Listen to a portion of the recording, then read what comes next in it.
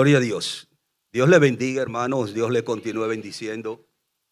Buenos días a todos. Es un placer para mí poder estar delante de ustedes en esta mañana gloriosa, dándole gracias al Señor por el privilegio y agradeciendo a nuestro hermano Aimelet Pulinario que tuviera la gentileza de poder tomarnos en cuenta para participar de esta gracia bienaventurada, como lo es estar vinculado a la palabra del Señor, al ministerio y todo lo que esto implica. Gracias a la dirección de la iglesia, en la persona del pastor, ¿verdad?, Juan Betances. Dios te bendiga, un placer verlo de nuevo. No sé si recuerda mi persona. Amén, amén. De manera que es grata mi presencia en este lugar, dado el hecho de que tengo amigos, conocidos, personas que son personas de temples y que alaban y glorifican al Señor. De manera que damos gracias al Señor por todo. Me acompaña nuestro hermano Luis Buré. Yo quiero entregarle brevemente para que salude a la iglesia. Es uno de los hermanos compañeros de ministerio de nuestra congregación, la cual es la Iglesia Roca de Salvación Central. Y él es un maestro de la palabra del Señor y un maestro también secular. Y tuvo la gentileza de acompañarme en esta mañana. Así que Dios te bendiga, Luis. Saluda a la iglesia. Dios bendiga a todos. Dice él que yo tuve la gentileza de acompañarle. Creo que es al revés, ¿verdad? Tuvo la gentileza de invitarme a que le acompañen. Miren, si aquí no ha habido hoy, si alguno cree que hoy no ha habido hoy aquí presencia de Dios, es porque no lo ha habido en ningún otro lugar. Que se siente la presencia del Señor. Son exquisitos en alabanza, en manera, en trato. Y es igual como las casas, cuando uno va, ¿verdad? Desde que uno entra, la primera impresión es la sala, la galería, y uno piensa que como así está todo de pulcro en la entrada, así también están las demás habitaciones. Y eso se entiende por la calidad de la alabanza y la adoración de este lugar. Yo creo que el Señor está complacido en esta mañana y les felicitamos y les reiteramos en el Señor a que sigan así, porque esa es parte de la enseñanza de nuestro hermano el apóstol Pablo con relación a la dinámica de la iglesia. Dios les bendiga. Amén. Gloria a Dios. Qué bueno que el Señor bendiga a nuestro hermano Luis Buré. Vamos puestos en pie, por favor, y vamos a buscar en nuestras Biblias el segundo libro a los Corintios, capítulo 5, desde el verso 20 en adelante.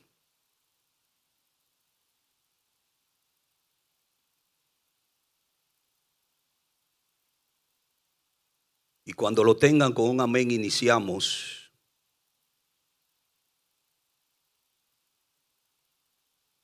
Segunda libro a los Corintios, capítulo 5, verso 20. Amén. Leemos en el nombre del Padre, del Hijo y del Espíritu Santo. Verso 19, perdón. Que Dios estaba en Cristo reconciliando consigo al mundo, no tomándoles en cuenta a los hombres sus pecados, y nos encargó a nosotros la palabra de la reconciliación. Así que somos embajadores en nombre de Cristo, como si Dios rogase por medio de nosotros. Os rogamos en nombre de Cristo, reconciliaos con Dios. Al que no conoció pecado, porque por nosotros lo hizo pecado, para que nosotros fuésemos hechos justicia de Dios en él.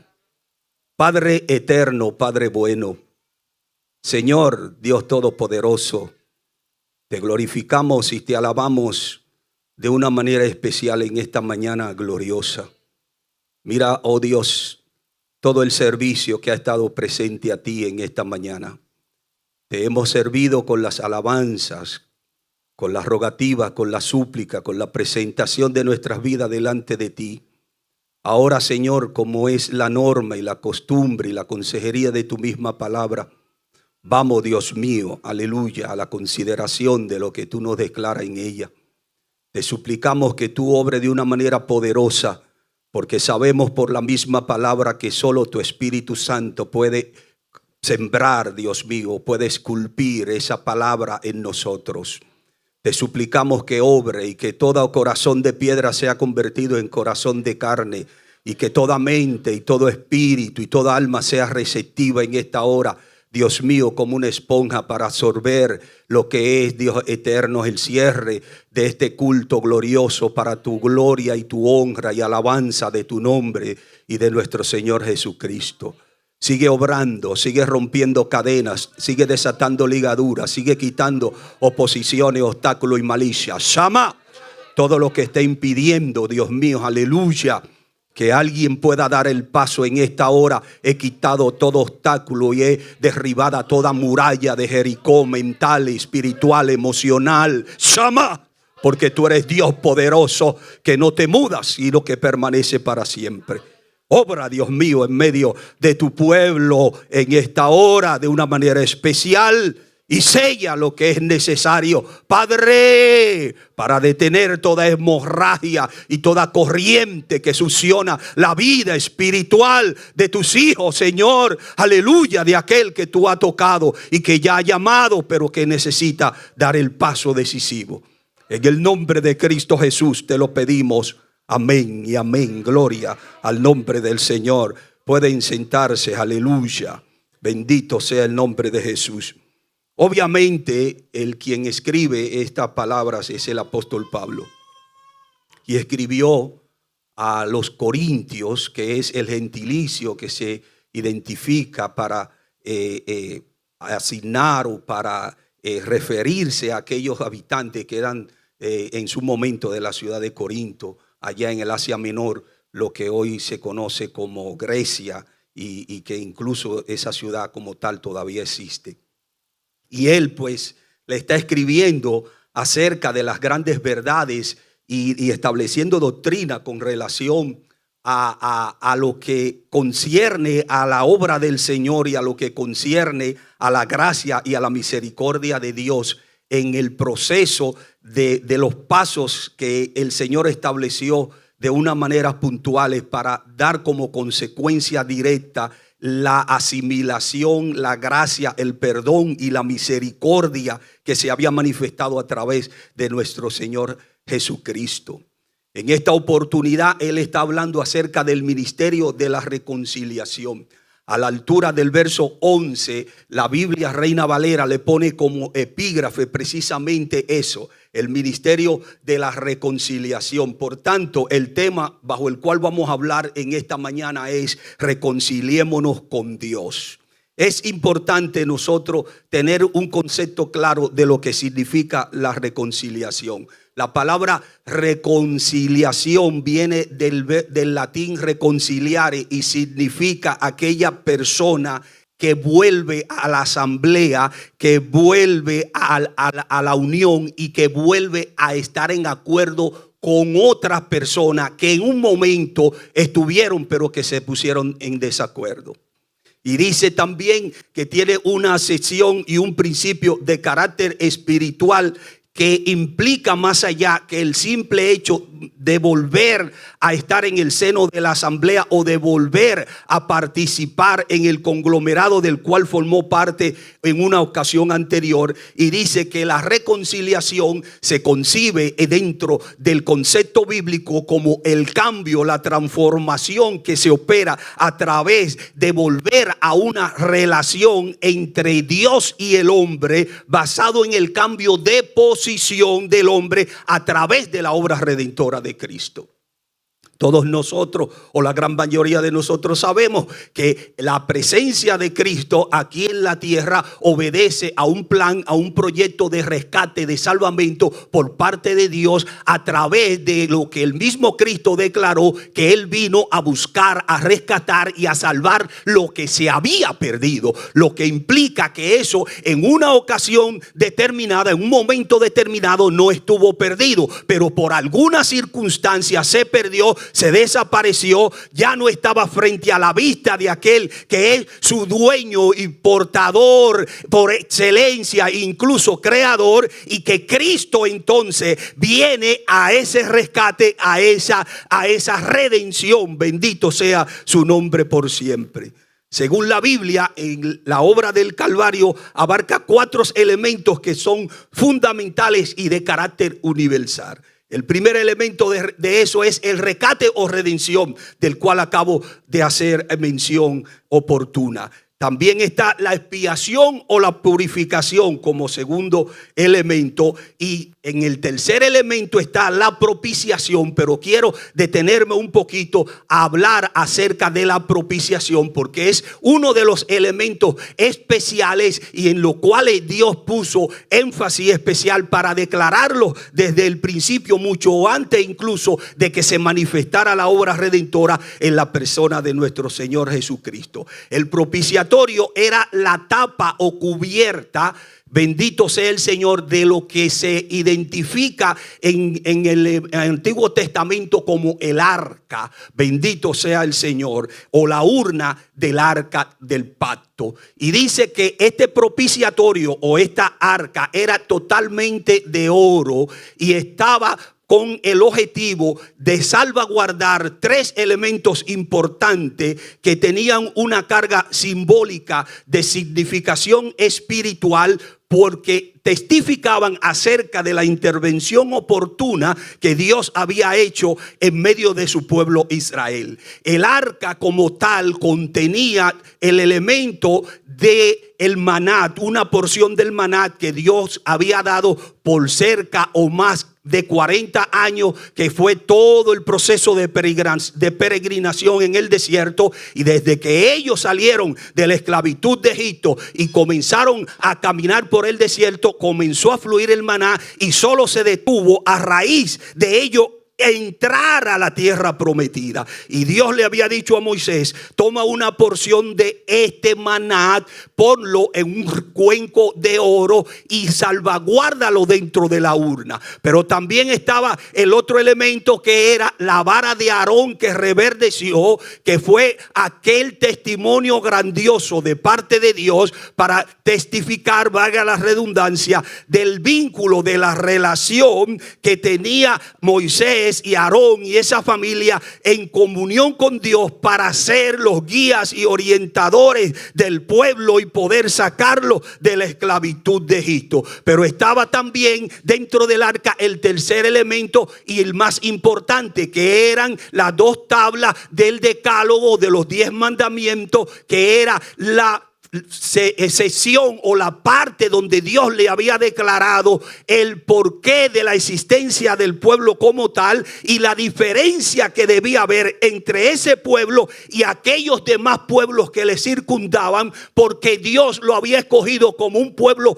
para sí, para protegerlo, para cuidarlo, pero también para exhibirlo en justicia y hacer la diferencia de aquellos que sirven a Dios y que no sirven a Dios. Ahí está una réplica del testimonio del arca. El propiciatorio viene siendo la tapa de arriba, bendito sea el nombre del Señor por siempre. Y dice que este propiciatorio, así como ustedes los pueden ver, muchas gracias hermana, como ustedes los pueden ver, tenía 2 ángeles, uno de frente del lado del otro. Pero una vez que estos ángeles estaban de frente, tenían la cabeza hacia abajo, pero las alas desplegadas, abiertas hacia arriba, en señal de una protección total de todo lo que era esa urna. Significando con esto que esos símbolos que estaban ahí, por la significación espiritual, la incidencia y connotación de manifestación tangible de parte de Dios, como señal de que Dios era protector de su pueblo, ahora venía como propiciación, en señal de que Dios resguardaba todo eso y que a la vez eso significaba que Dios siempre estaba presente en resguardo e intercesión permanente a favor del pueblo. Bendito sea su nombre por siempre, para dar una significación de que Dios se se manifestaba. El arca era el mueble principal del tabernáculo, erigido por Moisés, dado todos sus elementos por parte de Dios para que se construyeran tal cual Dios lo había señalado. Y dice que estaba en la posición del lugar santísimo y que ahí era que se manifestaba Dios en su Shekinah a manera de una neblina o de un humo que manifestaba la presencia de Dios, aleluya, de una forma tan poderosa y tan excelsa que la única vez que volvió a manifestarse fue cuando hicieron el primer templo de Salomón. Y dice que la Shekinah de Dios se manifestó y llenó.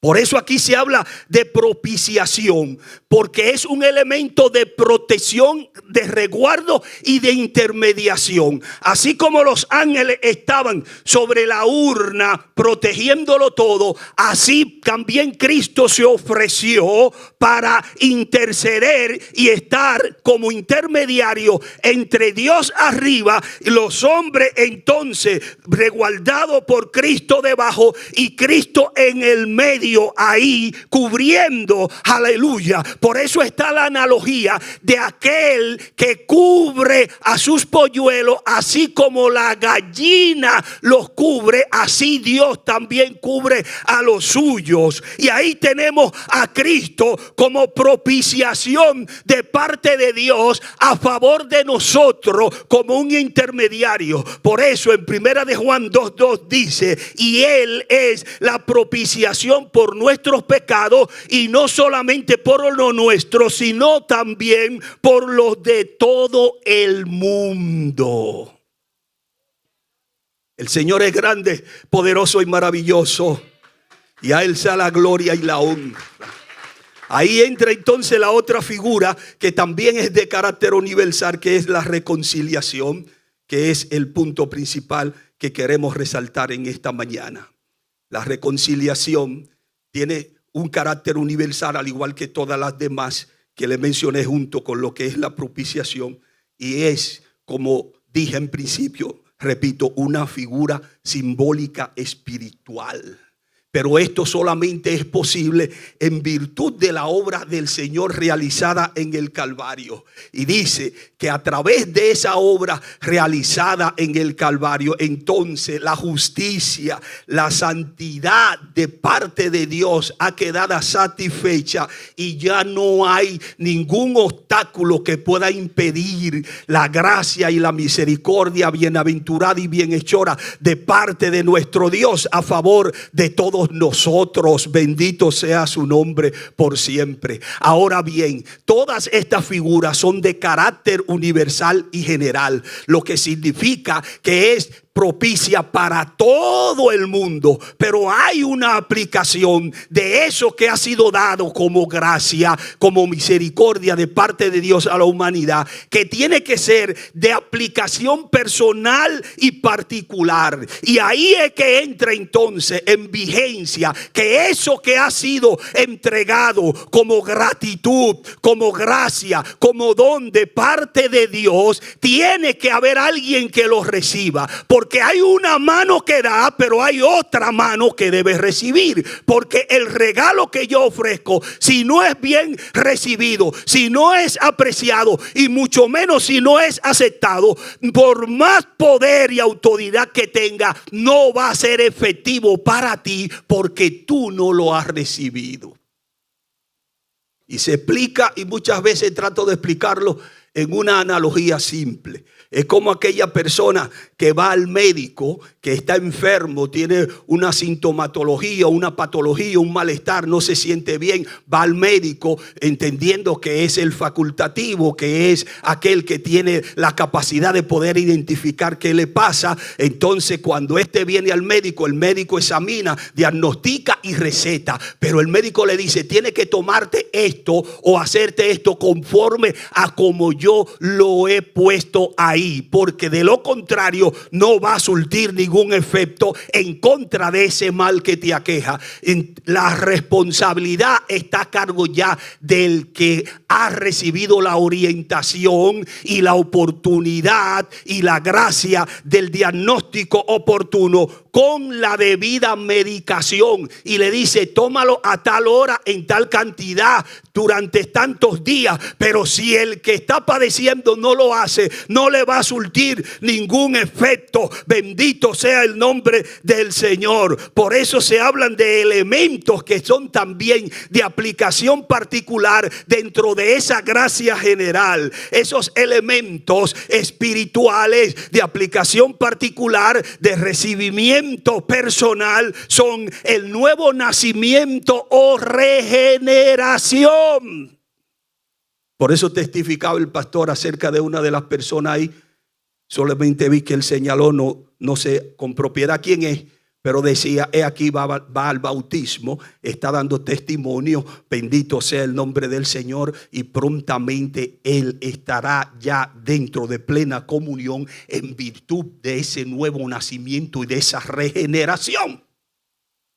Porque no pueden ir al bautismo aquellos que no se han regenerado, aquellos que no han sido transformados. Tiene que verse, tiene que sentirse ese cambio y esa transformación. Y eso es lo que da el testimonio personal. Y cuando pasamos por algún lugar o participamos en algún círculo, especialmente de naturaleza familiar, de una amistad muy cercana: oh muchacho, ¿cómo tú estás? ¿Cuántos días que no te veo? Pero tú tienes algo diferente. ¿Qué te está pasando?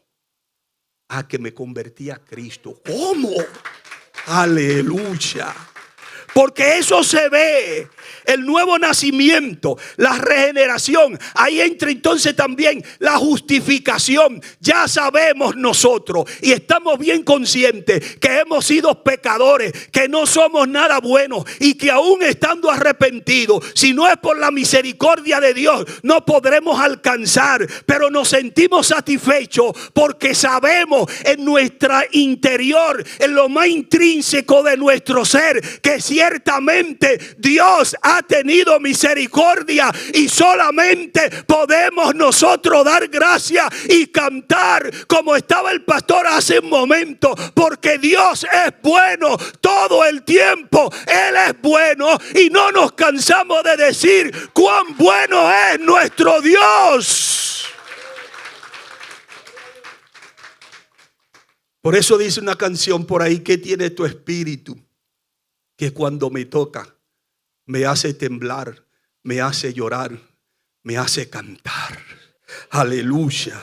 Ahí tenemos entonces también la santificación, que es lo que nos acerca con confianza ante la presencia del Señor. Porque la santificación es parte esencial del ser de Dios, y Él, bendito sea su nombre por siempre, requiere que todo aquel que se acerque a Él esté santo, así como Dios es santo. No solamente santo, sino 3 veces santo. Y ahí, en esa santificación, en esa gracia, la presencia del Espíritu, dice la palabra misma, nos da testimonio de que somos ciertamente hijos de Dios. Luego de eso viene la glorificación, que se ha de manifestar en 2 vertientes. Esa glorificación se manifiesta ahora con la alabanza, con la gracia, con el perdón que hemos recibido de Dios y con el saber que Dios nos ha perdonado. Pero luego también vendrá en esa escatología, bendito sea el Señor, que está resguardada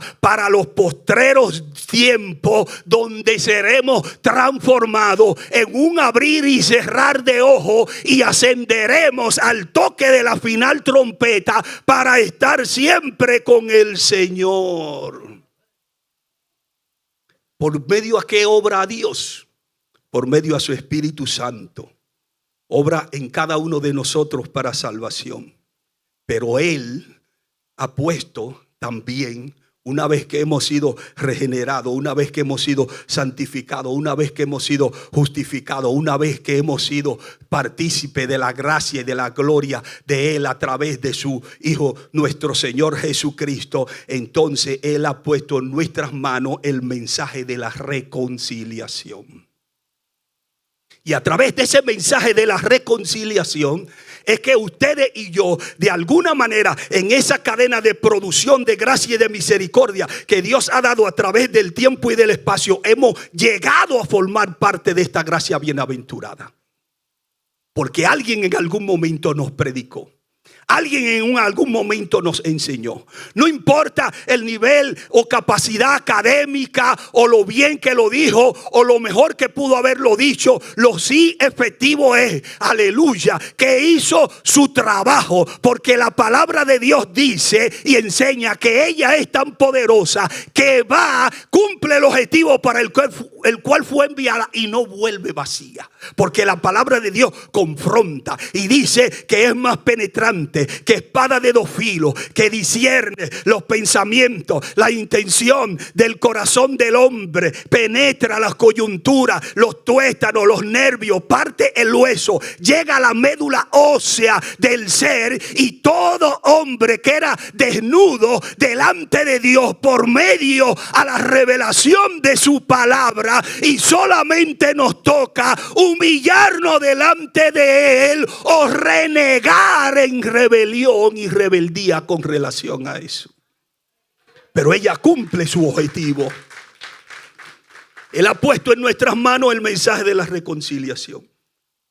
Dice, pero es Dios quien reconcilia al mundo, no es el mundo que se reconcilia con Dios en principio.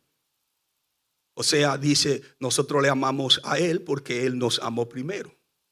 Nosotros le conocemos a Él porque Él se reveló a nosotros primero. Esta proclamación apostólica de la reconciliación, que está a la altura del verso 20 que leímos, constituye a los mensajeros de Cristo en embajadores. Es decir, a nombre de Él y con la autoridad que Él les comunica. ¿Quién? Cristo. Nosotros no nos movemos en nuestro propio nombre. Nuestras palabras no son nuestras. Nuestra disposición no es nuestra. Por eso dice, por otro lado, que ponga Dios en nosotros el querer, el sentir y el hacer por su buena voluntad. Porque no hay nada que podamos hacer que sea para Dios, que de Dios nos proceda o deba, bendito sea su nombre por siempre. Por eso dice un famoso apologista y escritor del siglo tras antepasado, Charles Hodgkin, un embajador es, dijo él, a un mismo tiempo mensajero y representante. No actúa por su propia autoridad.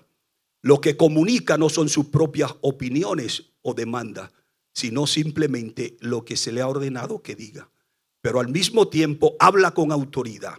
En este caso, la autoridad procede de Cristo mismo, y al ser Cristo el gran enviado del Padre, es como si estuviera diciendo su invitación por medio de nosotros. Nosotros somos un intermediario de parte de Dios. Por eso se dice, da de gracia lo que de gracia has recibido. Toda esta estructura que está en este lugar hermoseada, y todo ese culto, bendito sea el Señor, y la liturgia que se desarrolla en él, es con el objetivo de dar gloria a Dios, pero también de representar a Dios y de proyectar a los hombres que no conocen todavía de Dios lo que de Dios deban recibir y conocer para en arrepentimiento oportuno. Por eso, en esos mismos versos que leímos al principio, del apóstol Pablo dice de parte de Cristo, rogamos encarecidamente, reconciliaos con Dios. Debemos notar dos detalles, y ya con eso voy terminando. En esos versos que leímos, Pablo no se dirige aquí a los fieles de Corintio, pues ya estaban convertidos. El ruego del apóstol y de los demás embajadores se dirige a la humanidad perdida, a los inconversos, no a los creyentes. No se estaba dirigiendo específicamente ya a la congregación que le escribió a la congregación, pero se estaba dirigiendo a aquellos que formaban parte del pueblo de Corintio, y se dirige a nosotros hoy. Alabado sea el Señor, y se ha dirigido a través y a lo largo de toda la historia, una vez declarada esta palabra, a la humanidad en sentido general, porque hay una característica particular de la palabra de Dios que conlleva a lo que Dios es. Dios fue ayer, es hoy y será siempre. Asimismo, la palabra que procede de Dios es ayer, es hoy y será siempre. Y dice que todo pasará, mas su palabra no pasará. El apóstol en sí no le está refiriendo directamente a la iglesia de Corintios, sino que está escribiendo como dando herramienta y argumento para que podamos decir en nombre de Cristo, reconciliaos con Dios. Al decir reconciliado con Dios, da claramente a entender que una vez que Dios ha puesto su parte en la transacción, eso está a la altura del verso 19, el pecador tiene que poner la suya, darse la vuelta hacia Dios y aceptar la reconciliación que Dios le ofrece en Cristo Jesús. Imagínense ustedes, si el apóstol y todos los demás que hemos creído ya nos constituimos en embajadores y somos representantes de Cristo, y entendemos que cuando hablamos no hablamos por nosotros mismos, sino que hablamos bajo la inspiración del Espíritu Santo. Es como si Dios, después de todo el esfuerzo que ha hecho a través de su Hijo amado Jesucristo, viene a rogarle al mundo: reconcíliense con Dios a través de Cristo. Óigame, él le está diciendo aquí que Dios está utilizando una estrategia y una, como si pudiéramos decir, hasta una humillación, rogándole a la humanidad: reconcíliense conmigo. Eso es algo grande y extraordinario. Eso no se puede ver a simple vista así porque sí. Dios no necesita nada de nosotros. Nosotros no le vamos a hacer más grande ni más pequeño, ni le vamos a añadir más fama ni menos fama. Dios, es eterno, es soberano, está en los cielos y no necesita nada de nosotros. Pero Él aquí está diciendo que es como si estuvieran rogándonos a nosotros, a aquellos que no conocen y no creen: vengan y reconcíliense conmigo. Él, el creador del cielo y de la tierra, hacedor de todo lo que hay, Padre de nuestro Señor Jesucristo, se pone en la posición de rogatoria a favor de aquellos que son los transgresores, cuando la palabra misma señala y dice que para el transgresor la única solución que hay es el castigo. Sin embargo, Él quiere redimirnos del castigo, quiere exhibirnos del castigo, nos da la herramienta de comprensión intelectual, espiritual, para que entendamos el ejercicio que ha hecho. Y ahora, a través de esa herramienta, como es el ministerio de la reconciliación, nos está rogando: es conveniente, es necesario que se reconcilien con Dios, porque lo que viene para los que no son de Dios no es nada bueno.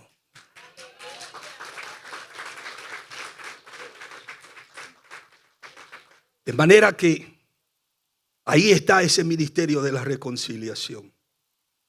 Y es un privilegio para nosotros poder, dentro de ese llamado que el Señor ha hecho a los que ya estamos en este camino, ser propicio en ese ejercicio y no desmayar. No importa la circunstancia. Nosotros, conforme a lo que declara la palabra de Dios en ese 2 de Corintios capítulo 5, somos embajadores de Dios y estamos precisamente en ese ruego, en ese ejercicio. Cuántos brincos, cuántas cosas hay que hacer para poder traer a una persona a que venga a sentarse al culto, a la congregación. Cuántas veces hay que visitarlo, pero no debemos desmayar. Bendito sea el Señor, porque hemos recibido este ministerio de la reconciliación y tenemos bajo toda circunstancia que seguir rogando: reconcíliense con Dios, reconcíliense con Dios, vengan a los pies del Señor. Es conveniente para todos poder estar amistado y participar con aquel que es el más excelso y el más grande. Aleluya, y nunca jamás habrá otro más grande que Él. Por eso, reconciliémonos, reconcíliense. Los que no han venido ante la presencia de Dios, reconcíliense con Él, porque en tiempo hábil y oportuno te he dado y te he enseñado para que pueda escapar, porque de lo contrario el mal que ya está designado vendrá y te alcanzará. Dios te bendiga, Dios te guarde. Nuestro hermano.